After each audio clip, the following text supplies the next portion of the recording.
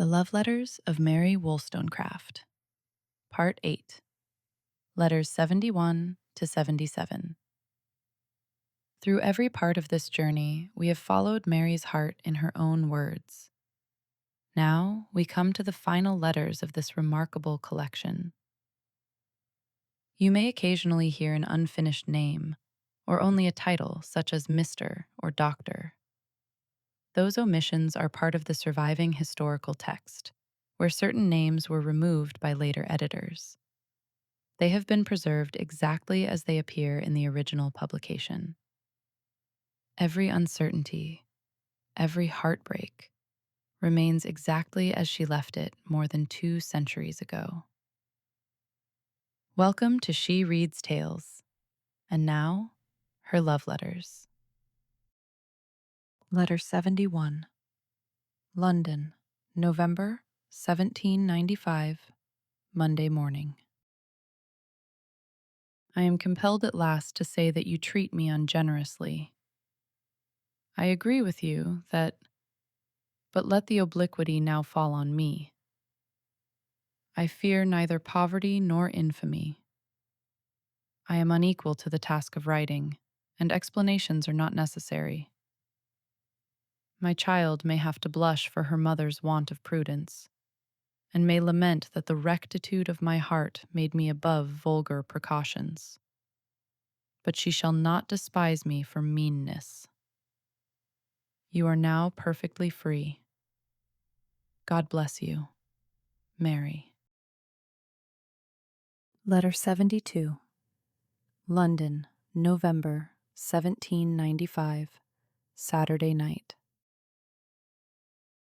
I have been hurt by indirect inquiries, which appear to me not to be dictated by any tenderness to me. You ask if I am well or tranquil? They who think me so must want a heart to estimate my feelings by. I choose then to be the organ of my own sentiments. I must tell you that I am very much mortified by your continually offering me pecuniary assistance. And considering your going to the new house as an open avowal that you abandon me, let me tell you that I will sooner perish than receive anything from you. And I say this at the moment when I am disappointed in my first attempt to obtain a temporary supply. But this even pleases me. An accumulation of disappointments and misfortunes seems to suit the habit of my mind. Have but a little patience, and I will remove myself where it will not be necessary for you to talk, of course not to think of me. But let me see, written by yourself, for I will not receive it through any other medium, that the affair is finished. It is an insult to me to suppose that I can be reconciled or recover my spirits. But if you hear nothing of me, it will be the same thing to you, Mary. Even your seeing me has been to oblige other people, and not to soothe my distracted mind. Letter 73. London, November 1795, Thursday afternoon. Mr. Having forgot to desire you to send the things of mine which were left at the house, I have to request you to bring them to. I shall go this evening to the lodging, so you need not be restrained from coming here to transact your business. And whatever I may think and feel, you need not fear that I shall publicly complain. No. If I have any criterion to judge of right and wrong, I have been most ungenerously treated. But, wishing now only to hide myself, I shall be silent as the grave in which I long to forget myself. I shall protect and provide for my child. I only mean by this to say that you have nothing to fear from my desperation. Farewell, Mary. Letter 74. London, November 27th, 1795. The letter, without an address, which you put up with the letters you returned, did not meet my eyes till just now. I had thrown the letters aside. I did not wish to look over a register of sorrow. My not having seen it will account for my having written to you with anger, under the impression your departure, without even a line left for me, made on me. Even after your late conduct, which could not lead me to expect much attention to my sufferings. In fact, the decided conduct which appeared to me so unfeeling has almost overturned my reason. My mind is injured. I scarcely know where I am or what I do. The grief I cannot conquer, for some cruel recollections never quit me, banishing almost every other. I labor to conceal in total solitude. My life, therefore, is but an exercise of fortitude, continually on the stretch, and hope never gleams in this tomb where I am buried alive. But I meant to reason with you, and not to complain. You tell me that I shall judge more coolly of your mode of acting some time hence. But is it not possible that passion clouds your reason as much as it does mine? And ought you not to doubt whether those principles are so exalted, as you term them, which only lead to your own gratification? In other words, whether it be just to have no principle of action, but that of following your inclination, trampling on the affection you have fostered and the expectations you have excited. My affection for you is rooted in my heart. I know you are not what you now seem, nor will you always act or feel as you now do, though I may never be comforted by the change. Even at Paris, my image will haunt you. You will see my pale face, and sometimes the tears of anguish will drop on your heart, which you have forced from mine. I cannot write. I thought I could quickly have refuted all your ingenious arguments. But my head is confused. Right or wrong, I am miserable. It seems to me that my conduct has always been governed by the strictest principles of justice and truth. Yet how wretched have my social feelings and delicacy of sentiment rendered me. I have loved with my whole soul, only to discover that I had no chance of a return, and that existence is a burthen without it. I do not perfectly understand you.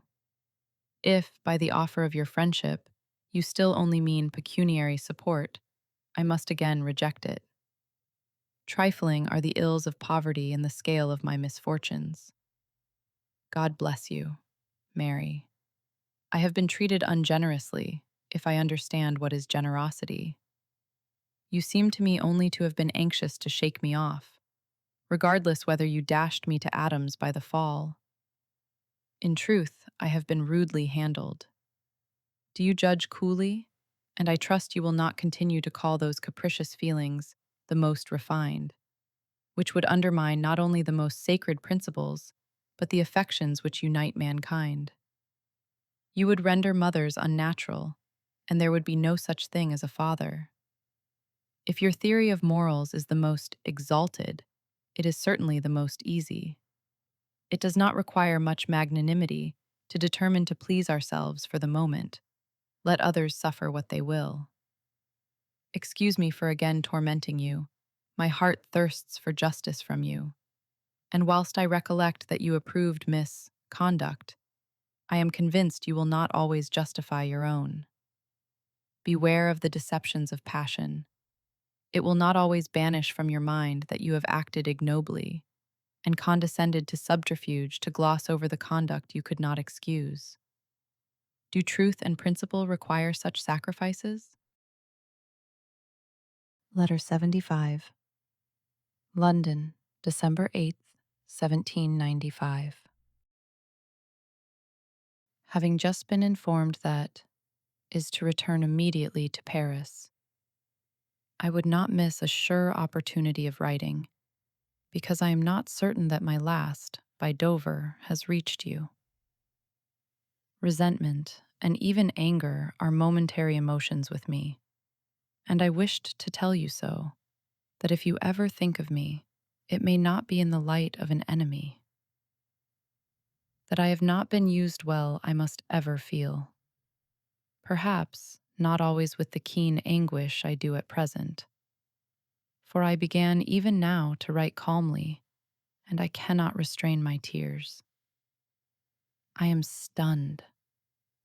Your late conduct still appears to me a frightful dream. Ah, ask yourself if you have not condescended to employ a little address. I could almost say cunning, unworthy of you.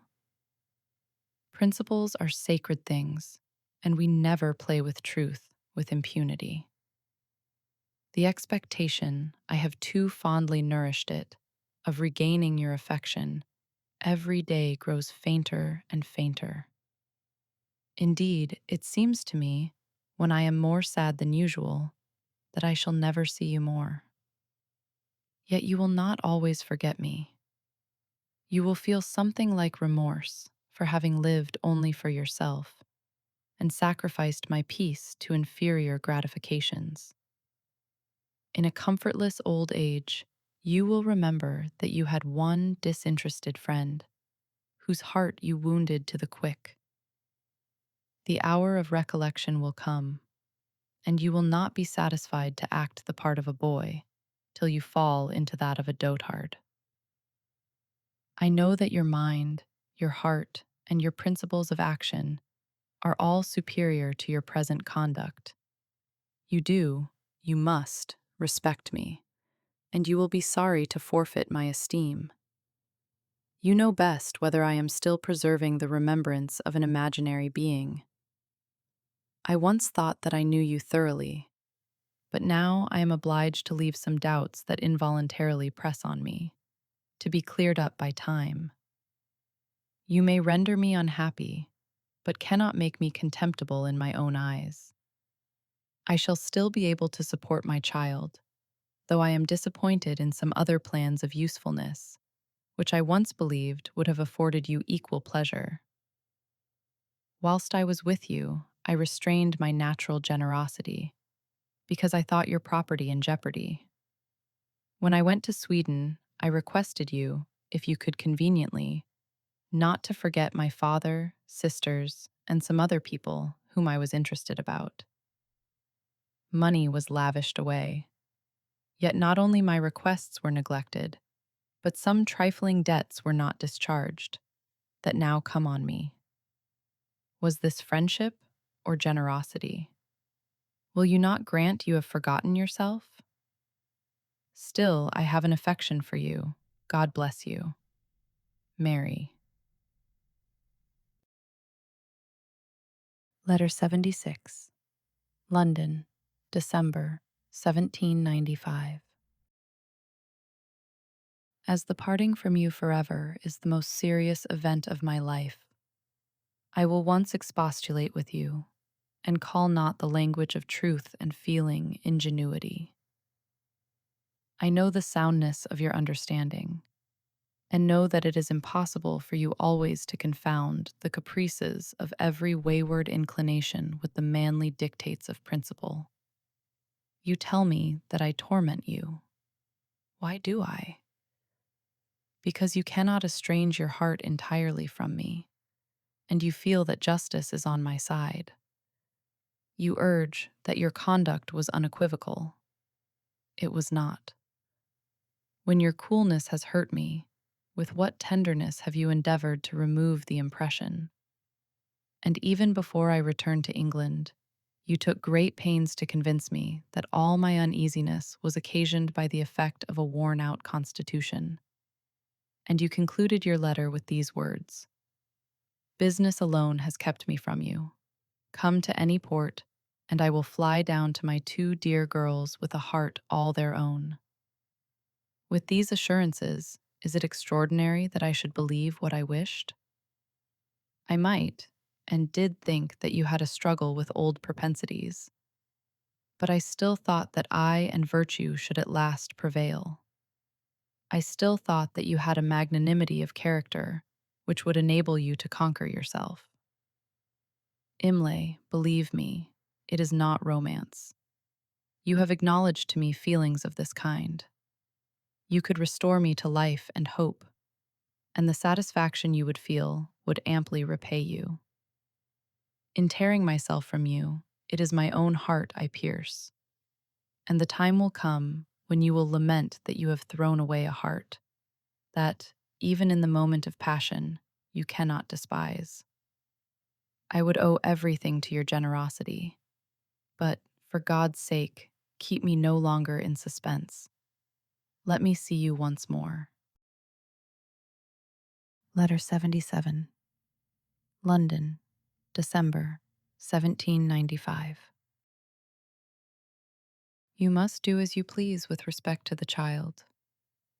I could wish that it might be done soon, that my name may be no more mentioned to you. It is now finished. Convinced that you have neither regard nor friendship, I disdain to utter a reproach, though I have had reason to think that the forbearance talked of has not been very delicate. It is, however, of no consequence. I am glad you are satisfied with your own conduct. I now solemnly assure you that this is an eternal farewell. Yet I flinch not from the duties which tie me to life.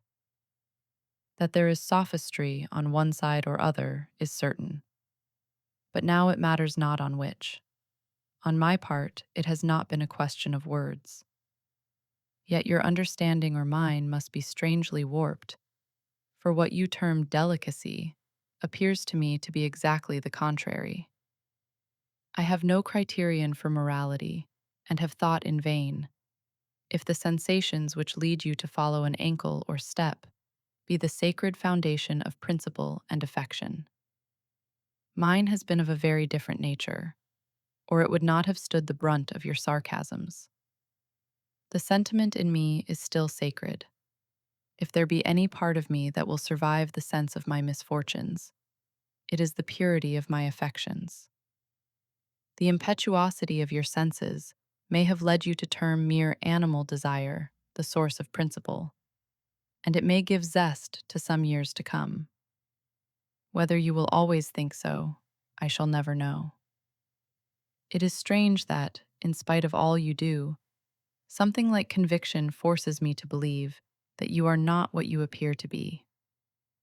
I part with you in peace. Thank you for being here, and for sharing this extraordinary journey through the love letters of Mary Wollstonecraft. Though her life was brief, her words continue to inspire generations. Her voice helped change the course of history, and her heart still speaks to us today. As we close this collection, we say farewell to Mary, not with goodbye, but with gratitude. Thank you for listening, and until we meet again, here on She Reads Tales.